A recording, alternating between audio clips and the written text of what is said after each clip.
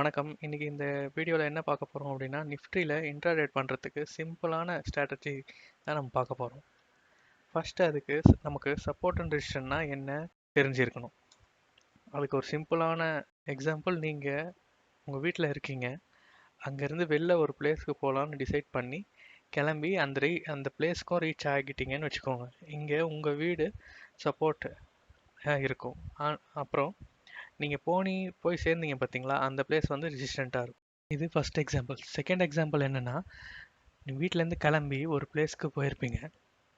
அந்த இடத்துலேருந்து இன்னொரு இடத்துக்கு போகிறீங்க ஒரு ஒர்க்குக்காக. இப்போது இந்த இடம் வந்து சப்போர்ட்டாக ஆக்ட் ஆகும். இன்னொரு இடம் நீங்கள் போய் சேர போகிறீங்க இல்லையா, அந்த இடம் வந்து ரெசிஸ்டண்ட்டாக ஆக்ட் ஆகும். ஓகே, நம்ம இதெல்லாம் சார்ட்டில் அப்ளை பண்ணி எப்படி ட்ரேட் எடுக்கலாம்னு பார்க்கலாம்.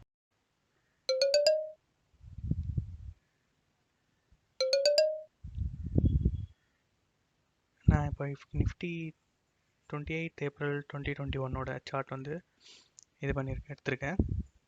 5 மினிட் சார்ட்டு. அதில் டே ஓப்பன் ஆகி ஃபஸ்ட்டு சப்போர்ட் எடுத்தது பார்த்தீங்கன்னா 14,690. அப்புறம் இமீடியட்டாக ஒரு ரெசிஸ்டன்ட் இதுவாயிருக்கு அங்கே 14,759.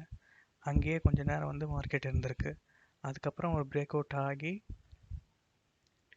ஒரு பிரேக் அவுட் 1040க்கு வந்து அடுத்தது ஒரு பிரேக் அவுட் ஆகிருக்கு. அதுக்கப்புறம் நீங்கள் என்ட்ரி எடுத்திருந்தா கூட 1:2 ரேஷியோவில் கரெக்டாக உங்களுக்கு ப்ராஃபிட் வந்திருக்கு. பிரேக் அவுட் ஆகி உடனே என்ட்ரி எடுக்கணும்னு ஒன்றும் அவசியம் இல்லை. அதுக்கப்புறம் நம்ம கன்ஃபர்மேஷன் பார்த்து எடுத்திருந்தீங்கன்னா 1:2 அதில் மினிமம் 1:1. எப்பயுமே 1:2 வரணும்னு நம்ம பார்க்க முடியாது. 1:1 வந்தால் கூட நம்ம எடுத்துகிட்டு எக்ஸிட் ஆகிடலாம் ட்ரேடில் இருந்து.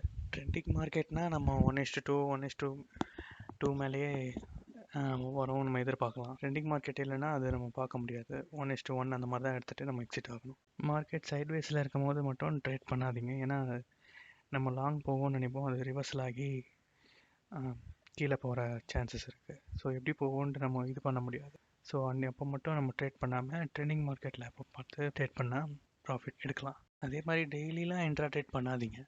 டெய்லி பண்ணாலே நம்மளுக்கு லாஸ் தான் வரும். எப்போது ட்ரெண்டிங்காக இருக்கோ, மார்க்கெட் ட்ரெண்டிங்காக இருக்கோ, அப்போ மட்டும் பார்த்து நம்ம ஒரு 20-30 பாயிண்ட்ஸில் வந்து என்ட்ரி எடுத்துகிட்டு எக்ஸிட் ஆகிடலாம். ஒரு என்ட்ரி வந்து இன்பிட்வீன்லலாம் என்ட்ரி எடுக்காதீங்க. இது சப்போர்ட்டில் இல்லை ரெசிஸ்டண்ட்டில். சப்போர்ட்லனா பை பண்ணலாம், நம்ம ரெசிஸ்டண்ட்லாம் நம்ம செல் பண்ணலாம். அந்த மாதிரி சப்போர்ட் ரெசிஸ்டன்ட் கிட்ட மட்டும்தான் எடுக்கணும். இன்பிட்வீனில் நம்ம எடுத்தோன்னா நம்ம எடுத்ததுக்கப்புறம் வந்து ட்ரெண்ட் வந்து ரிவர்சல் ஆகிடும். அப்போ நம்மளுக்கு லாஸ் தான் வரும். ஸோ வந்து இன்பிட்வீனில் ட்ரேட் எடுக்கிறத அவாய்ட் பண்ணிவிடுங்க. ஸோ இதெல்லாம் தான் இந்த வீடியோவில் சொல்லணும்னு நினச்சது எல்லாமே சொல்லியிருக்கேன்.